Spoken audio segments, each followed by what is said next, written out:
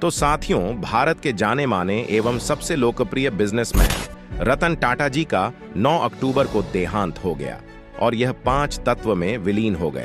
9 अक्टूबर देर रात को करीब 11 बजे यह खबर सामने आई कि टाटा ग्रुप के मानद चेयरमैन रतन टाटा जी ने मुंबई के ब्रिज कैंडी अस्पताल में अंतिम सांस ली। इसके बाद 10 अक्टूबर को देश के सभी लोगों की आंखें नम थीं, क्योंकि हमने भारत के एक ऐसे अनमोल रतन खो दिया है जिसे हम लोग कभी अनजाने में भी खोना नहीं चाहते थे। फिलहाल जैसे तैसे करके लोगों ने नाम आंखों के साथ 10 अक्टूबर को महान व्यक्तित्व रखने वाले रतन टाटा जी का राजकीय सम्मान के साथ अंतिम संस्कार किया। लेकिन यह घटना लोगों के सामने एक नया सवाल खड़ी करके चली गई कि आखिरकार टाटा समूह की लाखों करोड़ों की संपत्ति जो है, इसका वारिस कौन बनेगा और किस इन सब का मालिक आना हक और जिम्मेदारी सौंप जाएगी। और नई मुसीबत इसलिए आ गई है क्योंकि रतन टाटा जी की शादी नहीं हुई थी, इसलिए ना तो उनके कोई लड़के बच्चे थे और ना ही उनकी पत्नी। और आज की इस वीडियो में इसी गहमा गहमी के बीच हम इन सवालों के जवाब लेकर आपके सामने उपस्थित हुए हैं कि आखिर रतन टाटा की कुल संपत्ति कितनी है और उनके बच्चे और पत्नी न होने के कारण इसकी जिम्मेदारी किस मिलेगी, जो करोड़ों की संपत्तियों का मालिक बनेगा। लेकिन आगे बढ़ने से पहले कमेंट बॉक्स में रतन टाटा जी की आत्मा की शांति के लिए ईश्वर से प्रार्थनाएं जरूर करें और आप लोग हमारी मदद करने के लिए इस वीडियो को लाइक करके चैनल को भी सब्सक्राइब कर सकते हैं। दरअसल भारत में और दुनिया भर में कई उद्योगपति ऐसे हैं जिनका व्यापार देश विदेश में फैला हुआ है, जो कि अरबपति है और दुनिया के टॉप अमीर लोगों की लिस्ट में उनका नाम गिना जाता है।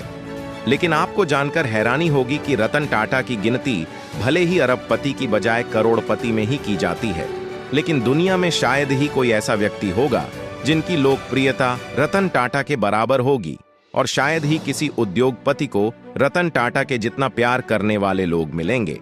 और इसका नमूना हमने पिछले दिनों उनकी श्रद्धांजलि में देखा, जहां पर भारत के प्रधानमंत्री से लेकर बड़ी बड़ी सेलिब्रिटी तक श्रद्धांजलि देने के लिए इकट्ठा हुए थे और इन सभी की आंखें नम थीं। और यकीन मानिए दोस्तों, जब हम और आप लोग इसे लाइव देख रहे थे तब हम लोगों की भी आंखों में आंसू के अलावा और कुछ नहीं था, क्योंकि हमने ऐसे उद्योगपति को खो दिया जो कि हमारे लिए मार्गदर्शन और सच्चे देशभक्त थे। लेकिन रतन टाटा जी के द्वारा भारत माता की इस पावन धरती को छोड़कर चले जाने के बाद यह सवाल खड़ा हो गया है कि आखिर उनकी संपत्तियों का वारिस कौन बनेगा, जो कि करीब 34 लाख करोड़ रुपए के विशाल टाटा समूह के कारोबारी साम्राज्य के मैनेजमेंट में उनकी जगह पर कमान संभालेगा। क्योंकि रतन टाटा जी ने अपने जीवन में काफी सारा काम किया और यह लोगों के दिल पर राज करते हैं और काफी ज्यादा सक्सेसफुल भी रहे हैं। लेकिन यह जीवन में एक ही काम नहीं कर पाए और वह थी शादी। रतन टाटा का कहना था कि ऐसा बिल्कुल भी नहीं है। इन्हें शादी करके घर बसाने का शौक नहीं था, बल्कि यह भी अपने परिवार को आगे बढ़ना चाहते थे और इन्हें जीवन में लगभग 4 बार प्यार भी हुआ था। लेकिन किसी कारण बस इनकी शादी नहीं हो पाई, जिसके कारण तमाम लोग अलग अलग तरीके से कई लोगों की अटकलें लग रहे हैं जो कि टाटा समूह की संपत्ति के मालिक बनेंगे और उनकी कमान संभालेंगे। लेकिन सच्चाई तो यह है कि रतन टाटा जी ने अपनी रिटायरमेंट के बाद साल 2017 में, यानी कि आज से लगभग 5 साल पहले ही यह प्लान बना लिया था कि उनके ना रहने के बाद टाटा समूह का वारिस कौन बनेगा। हालांकि समस्या वाली बात यह है कि यह जानकारी बहुत ही कम लोगों को मालूम है कि रतन टाटा ने इसका प्लान पहले से ही बनाकर तैयार किया था। क्योंकि जो व्यक्ति देश दुनिया में इतनी ज्यादा कंपनियों को चल रहा है और हमेशा ही जीवन में सबसे सफल रहा है, वह अपने गुजरने के बाद लोगों के लिए नई समस्या खड़ा करके चला जाए, ऐसा बिल्कुल भी संभव नहीं है। इसीलिए रतन टाटा जी ने साल 2017 में ही इन सब की तैयारी कंप्लीट कर ली थी कि आखिर उनके गुजरने के बाद टाटा समूह की जिम्मेदारी कौन लेगा।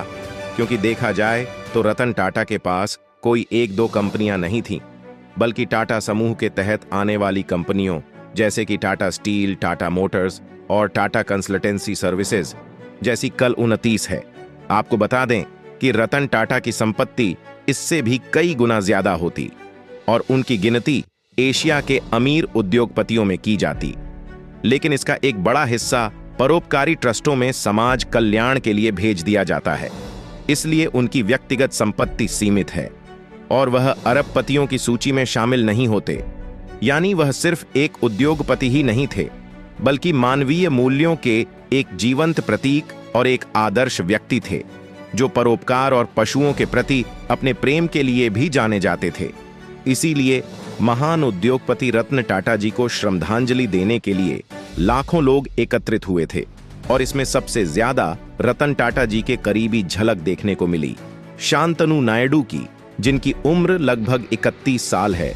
और यह वही शांतनु नायडू है जिन्हें रतन टाटा जी की करोड़ों संपत्तियों का बारिश बनने की बात कही जा रही है। लेकिन खबर निकलकर आ रही है कि वाकई में इसकी जो सच्चाई है वह इससे बिल्कुल अलग है और रतन टाटा जी की संपत्ति का बारिश शांतनु नायडू नहीं बल्कि कोई और बनेगा। तो आखिरकार यहाँ पर शांतनु नायडू की ही चर्चा क्यों हो रही है और इन्हें वारिस के रूप में क्यों माना जा रहा है? तो इसके लिए आपको बता दें कि टाटा ट्रस्ट के युवा जनरल मैनेजर शांतनु नायडू को रतन टाटा ने अपना सबसे करीबी मित्र माना है और उनके साथ अपने बेटे जैसा व्यवहार किया है। और यह रतन टाटा जी के इतने करीबी थे कि इसे ज्यादा गहराई से रतन टाटा जी को कोई और नहीं जानता था। हालांकि रतन टाटा जी ने नायडू जी को वारिस होने का कोई भी लिखित प्रमाण नहीं छोड़ा है। यहां पर केवल लोगों के द्वारा अटकलें लगाई जा रही है कि शांतनु नायडू को इसका वारिस होना चाहिए, क्योंकि टाटा समूह की आर्थिक विरासत को यह बहुत आगे लेकर ले जा सकते हैं। फिलहाल यह लोगों के द्वारा कयास लगाए जा रहे हैं, लेकिन इसकी जो सच्चाई है वह यह है कि टाटा ग्रुप ने रतन टाटा जी के रहते हुए पहले ही उत्तराधिकार की योजना तैयार कर ली थी। इसीलिए रतन टाटा की परमिशन से एन चंद्रशेखरन 2017 से होल्डिंग कंपनी टाटा सन्स के अध्यक्ष के रूप में काम कर रहे और उनके परिवार के अन्य सदस्य व्यवसाय के अलग अलग जिम्मेदारियां को निभा रहे हैं और यही लोग फ्यूचर के लीडरशिप के लिए संभावित उम्मीदवार हैं। आगे चलकर अलग अलग कारोबार को लेकर उनके परिवार के लोगों द्वारा ही लीडरशिप की भूमिका निभाने की उम्मीद है, क्योंकि यह जानकारी उत्तर वेबसाइट द्वारा इकट्ठा की गई है, जिससे यह बात मालूम चली है कि टाटा की हिस्सेदारी के मामले में टाटा ट्रस्ट की 66% हिस्सेदारी है, जबकि टाटा ग्रुप के कंपनी की हिस्सेदारी केवल 13% है और वर्कर्स के फैमिली की हिस्सेदारी भी मात्र 19% के आसपास है। यानी कि टाटा में जो सबसे ज्यादा हिस्सेदारी है वह टाटा ट्रस्ट की है। और ऐसे में ये बात सामने निकल कर आई है कि टाटा ट्रस्ट की जो लीडरशिप है उसको पिछले कई सालों से टाटा फैमिली के लोगों द्वारा ही संभाली जा रही है, जिसके मुताबिक सौतेले भाई नोएल टाटा अध्यक्ष पद के सबसे मजबूत दावेदार हैं। रतन टाटा के सौतेले भाई नोएल टाटा अपने पारिवारिक संबंधों और ग्रुप की कई कंपनियों में भागीदारी के कारण टाटा की विरासत को आगे बढ़ाने के लिए एक मजबूत दावेदार है और उनकी रिटायरमेंट के बाद उनके बच्चे आगे चलकर विरासत को आगे बढ़ाएंगे और यही उम्मीद पूरी तरह से ठीक साबित हो रही है। और आप लोग रतन टाटा जी को कमेंट बॉक्स में श्रद्धांजलि देकर उनके गुजरने के बावजूद भी पल को यादगार बनाया, क्योंकि हमने भारत के एक अनमोल रत्न को खो दिया है। और सही जानकारी लोगों तक पहुंचाने के लिए वीडियो को एक लाइक करके अपने मित्रों तक शेयर जरूर करें। इसी तरह और भी नॉलेजेबल वीडियो पाने के लिए चैनल को सब्सक्राइब करके बेल आइकन को जो पर जरूर सेलेक्ट कर लीजिए। जय श्री राम।